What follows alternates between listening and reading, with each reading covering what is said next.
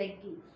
I'm Pranakshi and I hope this episode finds you guys in good health and not to mention fabulous mood. As usual, I'm all set to engross in a deep, in-depth and witty conversation.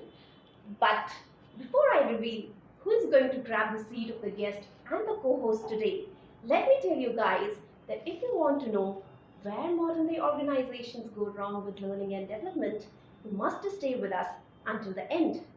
As an IT firm, when it comes to getting your learning and development strategy right, you have to focus on various things, from identifying training needs and establishing objectives to selecting training methods and evaluating performance. Although each of these components are an integral part of your strategy, some of them are definitely going to be more important than others. And to identify them, you must have a competent learning and development specialist. On that note, it's finally time for me to introduce you guys to our guest. Well, my guest is Aastha Oberoi, a learning and development specialist.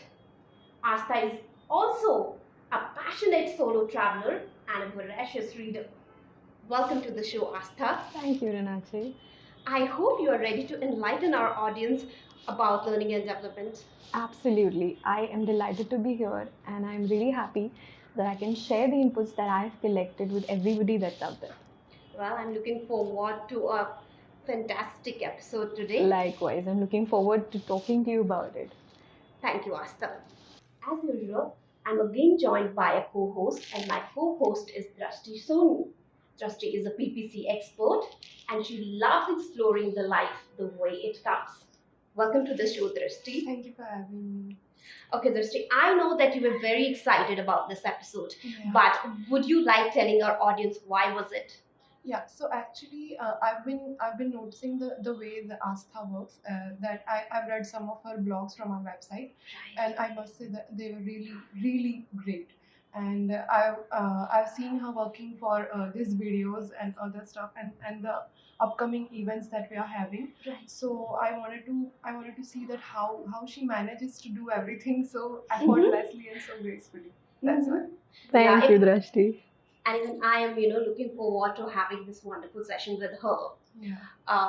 Aastha, when it comes to learning and development, we all know that not all the organizations out there have a well-established learning and development Right. department, Yeah. but still there's a lot of speculation about it. What do you think? Why is it so?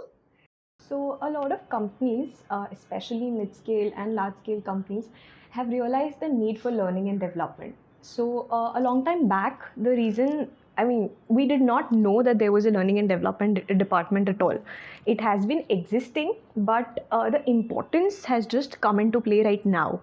And people have come to realize that learning and development is essential for the employees because at the end of the day, learning is a perpetual process. You can't stop at what you've learned from colleges. You can't stop what you've done at school. So a lot of informed companies and a lot of informed managers are trying to inculcate a learning and development department in order to tell their employees that you need to keep learning. You need to keep your knowledge up to date because the world is constantly changing. As we all know, that change is the only constant. So because the world is constantly changing, it is essential for us to keep up with that change. And hence, learning and development is really important. Now, there is a lot of speculation. Companies are trying to bring in unlearning and learning programs where you unlearn the things, the basic things that you've learned. That you've already learned. You've already learned that may be obsolete in the world now. That may not be used, like marketing in the old way. And then now you have social media marketing, and then you have a lot of other ways of marketing. So, these new forms of unlearning and learning have really brought the entire system up to date. And there is a speculation behind learning and development now because not only the managers in that position, but employees working at lower positions or at lower grades have also realized that they need to be on their toes. They need to be informed about what's happening in the world. So I guess that is the important and the major reason why there's so much speculation around learning and development department. Guys, if you think that learning and development is really important for your organization, I think you shouldn't think twice before establishing a full-time L&D department in your organization, because until and unless you have those beautifully speaking people around you, you won't be able to help your clients the way you want it to.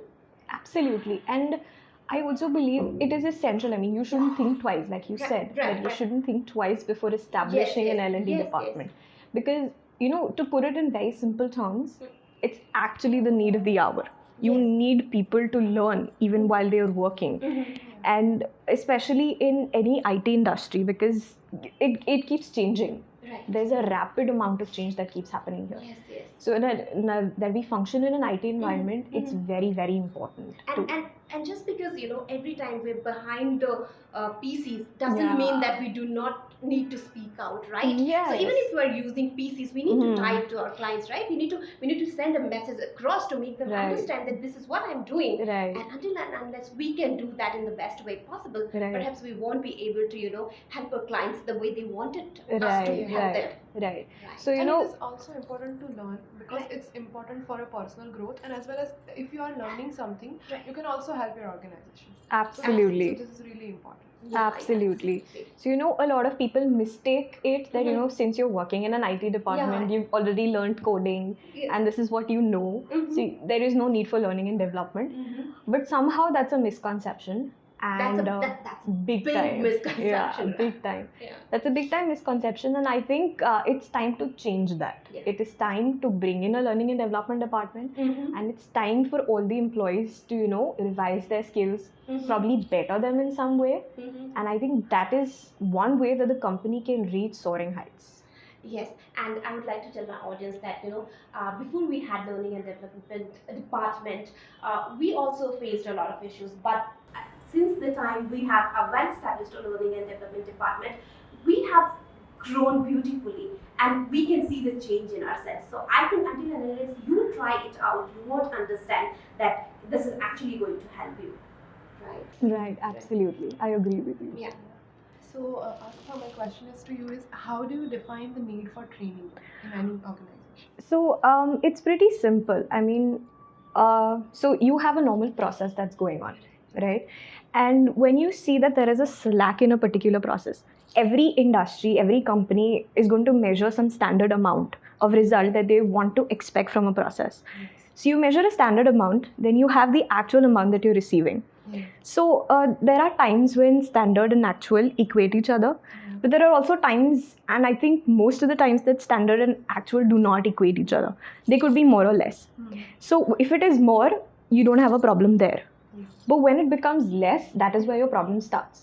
So you need to find out where the less is between actual and standard. And when that happens, if the difference is way too much, that's when you decide that you need a learning and development department in your organization. And a lot of medium scale companies, I must emphasize this in fact, that a lot of medium scale companies must do this calculation. Because in that way what happens is, there are not too many large scale companies, right? They're only medium scale, and a lot of medium scale.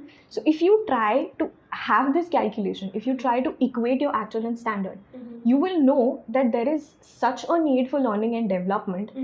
I mean, it's unimaginable. So I think that is one way that you can check. And then there's also, I mean, there are a lot of managers that are handling different groups and different projects. So I think they can always be in touch with their employees. They can find some amount of slack that is there. And then they can decide for themselves that, if this is falling short, if this is the amount of slack that I have, then probably this is what I need. There is a need for this kind of learning that's there in my department. So it can be either departmental or you can have organizational. It's all up to the kind of slack that you receive. And I believe to scale up also, it's important to keep learning and right. So personal development is a must. So you need to keep learning, and it is not just for the sake of your organization that you work in, but it is also for your own self. So you need to develop, and you can't stop, and you can't develop or you can't grow unless you've learned some kind of skill. And more skill means more money. Absolutely. Amen to that. So yeah, more skill means more money. So the more you learn, the more you earn. That's another incentive that we should include in the learning and development. All right, Aastha. So, do you have any secret Mhm. of your own, like of laying out a perfect learning and development strategy, or you follow the rules and regulations, or you follow the guidelines that you find elsewhere? So usually what happens is learning and development, I believe, is a very personal process. You need to be in touch with a cluster of people. You need to know where they are falling short. So in addition to it being a personal process, it is also finding out where that slack is coming. So to find out that slack, it is essential to hold a series of tests. So whether it is in communication, whether it is in development, anywhere that is, it's essential to first have a pre-assessment. So pre-assessment will tell you where you actually stand in terms of your knowledge and the skills that you have. And once you have that, you can compare them to a standard that you set for that pre-assessment. So let's assume if a person scores 60% in the pre-assessment, but in the domain that you've taken a pre-assessment, your assumption is that a person must score an 80 or 70 out of 100. And when you see that the person scoring 60, and there are a cluster of people that who is scoring 60 or below 60, so I think that is where you realize that these are the kind of people that need to be sorted in one group.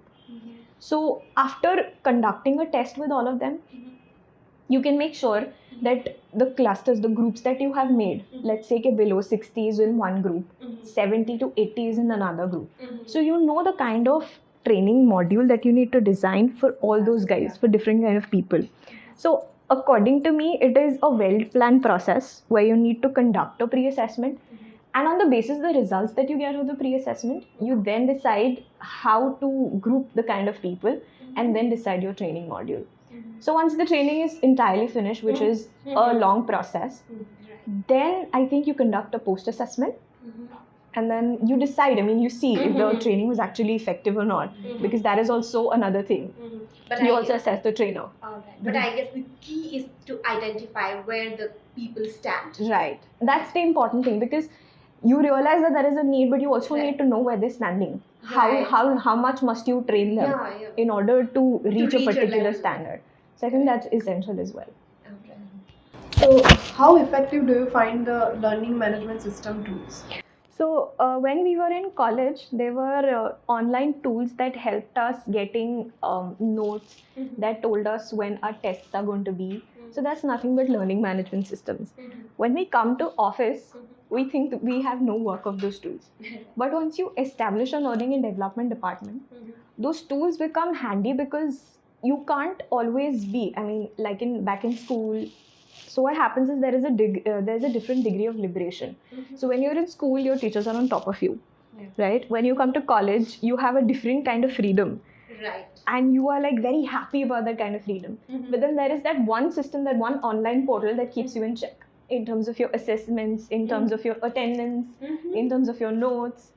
And then when you come to office, the freedom is completely yours. You don't have to fight for any kind of it.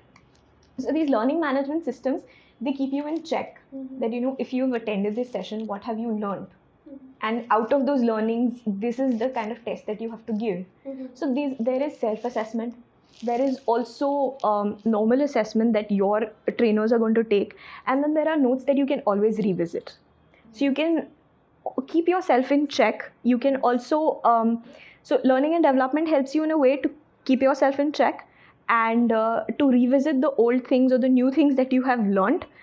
And I think it also gives you a sense that you're actually learning.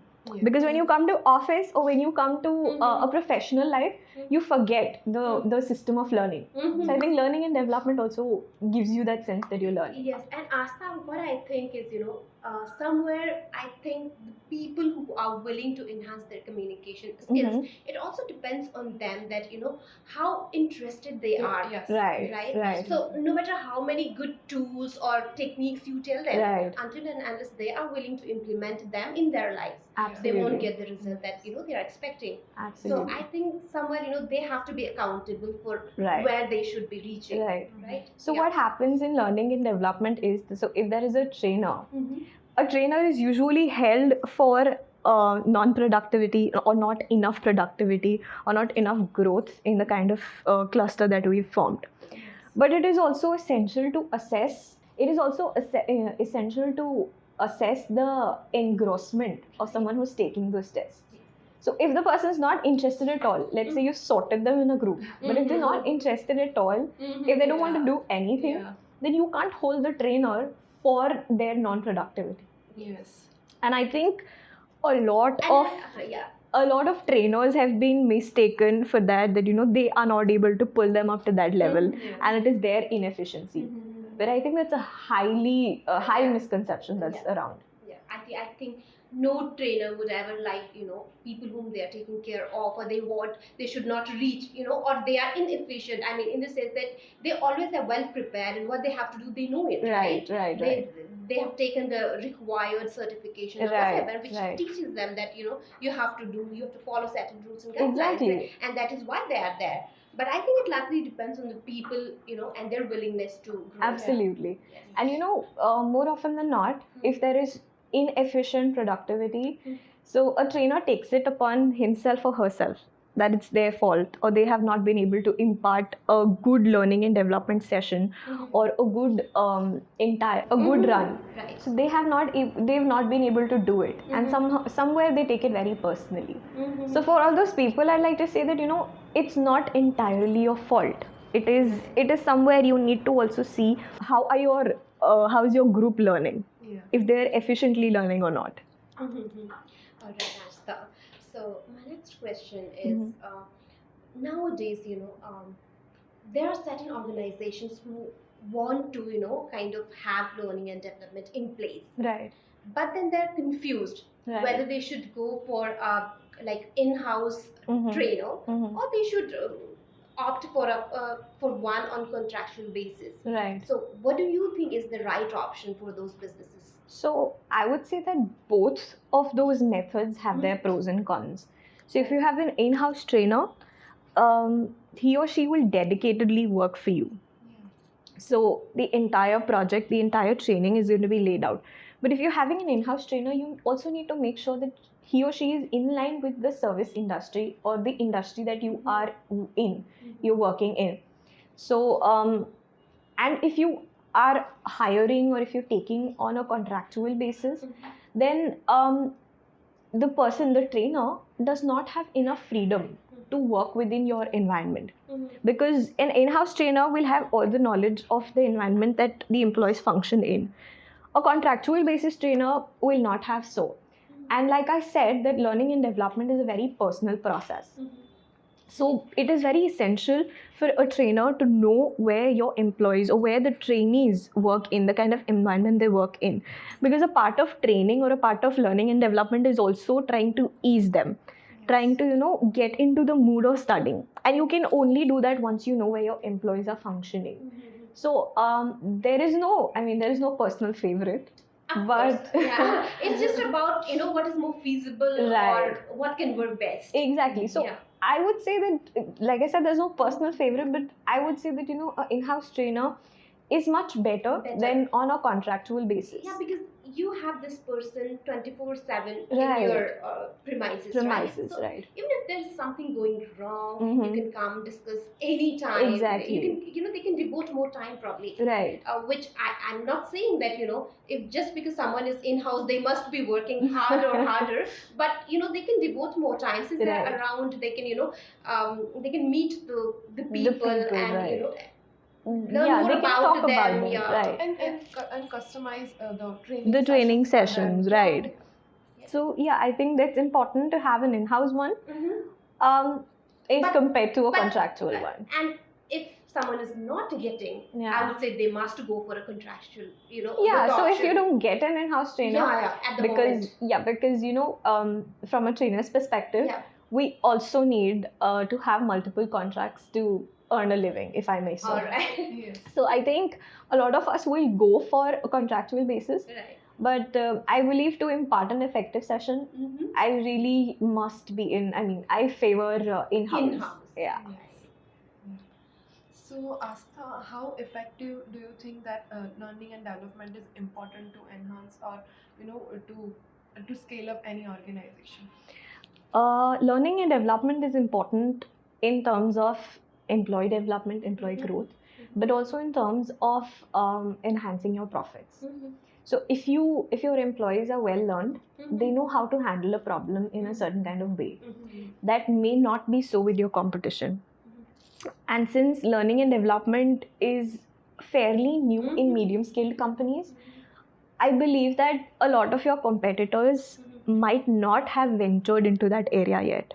So if your employees or if your team is in the zone of solving a problem in a certain kind of way that has not been tapped into by your competitors, then you definitely have a strategic advantage already.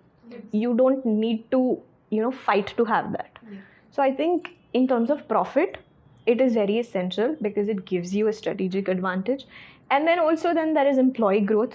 That is one of the aims of an organization. They wish to enhance an employee in terms of their skills, in terms of their standard of living and whatnot. And I think the simple way of putting it across is like, the growth of each employee will reflect the growth of the organization. Absolutely. Right? So if one person is unproductive, how is that as an organization you are going to grow? The non-productivity of it is definitely going to reflect in your overall organization as well, right? So in that way, perhaps it's extremely important. Absolutely. So there's this saying about the bad fish that spoils the pool. So it's not as much as a bad fish, but an unproductive fish that might not let your organization grow in certain ways. So if you have to grow, and it's to every manager that's out there and every leader that's out there, if you have to grow, you need to take your employees or your team with you to grow, because that's the trait of a good leader. Right. And also employees, new generation, like the people that I know, my friends, they are also keep changing the organization because they are not getting to learn something new. Right. That is also important, that your employee will stay long with you. Right. Yeah, they will stay with you. Right. So after a point of time, the learning has to stop. Yeah. So it's not that you will keep learning in the same field, but after a point of time when you've reached when you've reached that saturation level, the learning has to stop in that particular field. You can always take up learning in another fields. But when you've just passed out of college and when you've just entered into the professional world, it is essential that your learning still continues. And it continues for a long time until you've reached that certain saturation level. So I think that is why there is a lot of employee turnover as well. That people leave the organization for the lack of learning. So in a nutshell, for example, like if you want to retain your employees, I think you need to help them grow. Sure, that's one of the reasons. Yeah. One of the reasons. Yeah, one of the reasons. Having good appraisal is another one. Yeah, of course. That is the major one actually. Yeah, that's another one. But I think, setting in a good learning and development department, helping them grow is one of the reasons how you retain your employees. All right, Aastha. So before we wrap up this fantastic conversation, I would like to ask you, would you like to, shed some light on like the kind of results you have got in the past, wherein you have taken these learning and development projects in your hands, and did you see a drastic change? I mean, or is there vice versa, like you did not get anything out of it? So I'll tell you what happened when I first started training. So my first training was actually on a contractual basis, and what happened there was I trained their employees in communication skills, personality development, and it was a good session. It was a good 3-month run, and during that time, the employee base that I had, the trainees that I had with me, they were very enthusiastic. And for someone who's just begin her career in the field of training, I think that was very rewarding to me. And since I would say, and I would actually give them the entire credit for the trainees, since they were so enthusiastic, it also took me, I also wanted to impart good knowledge to them. So it works both ways. And I think they are very directly proportional to each other. The level of excitement that your trainees show and the efficient training that you impart to them, both of them are directly proportional. So for me, I would say that those sessions, that entire training experience was very rewarding, and it gave a certain boost to the confidence that I have.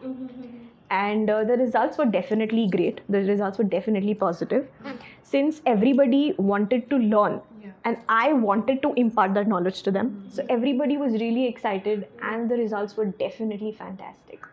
So from my experience, I would say that everything has to be in direct proportion. So if your trainees do not show that kind of enthusiasm, as a trainer, it's going to be very difficult. Moment for you as well. Yes, absolutely. And I think it's important that they have attitude for learning. It's Absolutely. a major part. Absolutely. If someone is not willing to learn anything, And it comes on you. Yeah, so it reflects on you, and somewhere you lose that spirit for training them. So I think it's important that way. Yeah, I think it's both ways. Yeah. Yeah. It goes both ways. Right. So, Aastha and Drashti, guys, it was extremely wonderful talking to you guys. Likewise, it was fun. I had a great time sharing all the insights that I had, and I would also say that as a learning and development specialist, I keep myself on toes as well. I want to learn about new things, not just into the field of learning and development, but elsewhere as well that I'm interested in. So it was fun, and thank you so much for having me here. It's my pleasure.